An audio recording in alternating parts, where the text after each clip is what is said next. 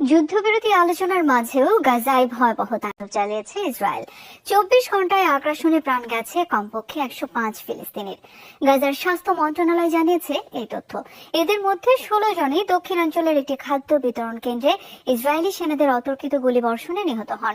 মে মাসের শেষ থেকে এ পর্যন্ত গাজার খাদ্য বিতরণ কেন্দ্রে সহায়তা নিতে গিয়েই প্রাণ গেছে কমপক্ষে 600 ফিলিস্তিনির। এদিকে গাজা সিটিতে পুনরায় তাণ্ডব চালানো শুরু করেছে আইডিএফ। অঞ্চলটিতে কোয়াডকপ্টার হামলায় অন্তত 5 জন মারা গেছেন। এছাড়াও দক্ষিণাঞ্চলীয় খান ইউনিস ও আল মাওয়াসিতে আবাসিক বাড়ি লক্ষ্য করে চালানো হামলায় 12 জনের মৃত্যুর খবর পাওয়া গেছে। গত 24 ঘন্টায় উপত্যকায় 140 বারেরও বেশি হামলা করেছে ইসরায়েল। চলমান আগ্রাসনে প্রাণহানি ছাড়িয়েছে 56,000। হরমুজ প্রণালী বন্ধ করতে পারস্য উপসাগরে মাইন ভর্তি জাহাজ পাঠিয়েছিল তেহরান। হরমুজ প্রণালী বন্ধ করতে পারস্য উপসাগরে মাইন ভর্তি জাহাজ পাঠিয়েছিল ইরান।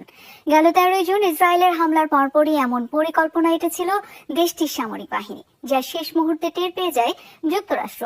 উদ্বেগ আর উৎকণ্ঠা ছড়িয়ে পড়ে ওয়াশিংটনে। গোপন সূত্রের বরাতে বিস্ফোরক এই খবর বার্তা সংস্থা রয়টার্সের।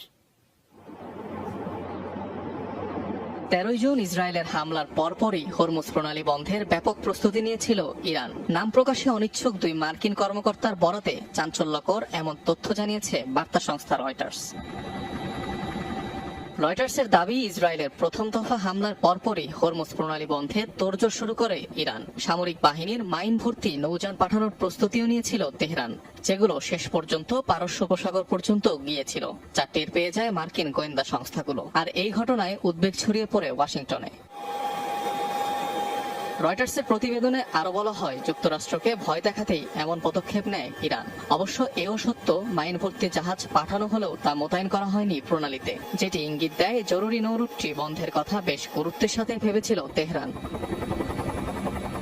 ধারণা করা হয়, হরমুজ প্রণালী বন্ধ করলে সংঘাত আরো বেড়ে যেত, মারাত্মকভাবে ক্ষতিগ্রস্ত হতো বিশ্ব বাণিজ্য।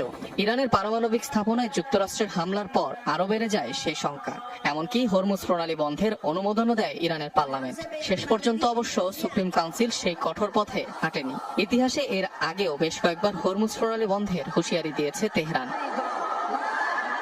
3 মহাদেশের সংযোগস্থলে অবস্থিত হরমুজ প্রণালীকে ধরা হয়ে থাকে বিশ্বের সবচেয়ে ব্যস্ততম নৌরুট হিসেবে, যা দিয়ে গোটা বিশ্বের 1/5 জ্বালানি তেল ও গ্যাস পরিবহন করা হয়। গড়ে প্রতিদিন 21 মিলিয়ন ব্যারেল তেল আমদানি রফতানি হয় প্রণালীটি দিয়ে। সরবরাহে সামান্য এদিক সেদিক হলে বিশ্ববাজারে হু হু করে বেড়ে যেতে পারে জ্বালানি তেলের দাম।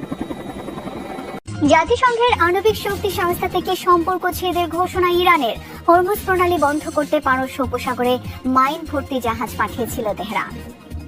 আণবিক শক্তি সংস্থার সাথে ইরানের সম্পর্ক স্থগিতের বিষয়ে বিল পাশ করে দেশটির পার্লামেন্ট মজলিস।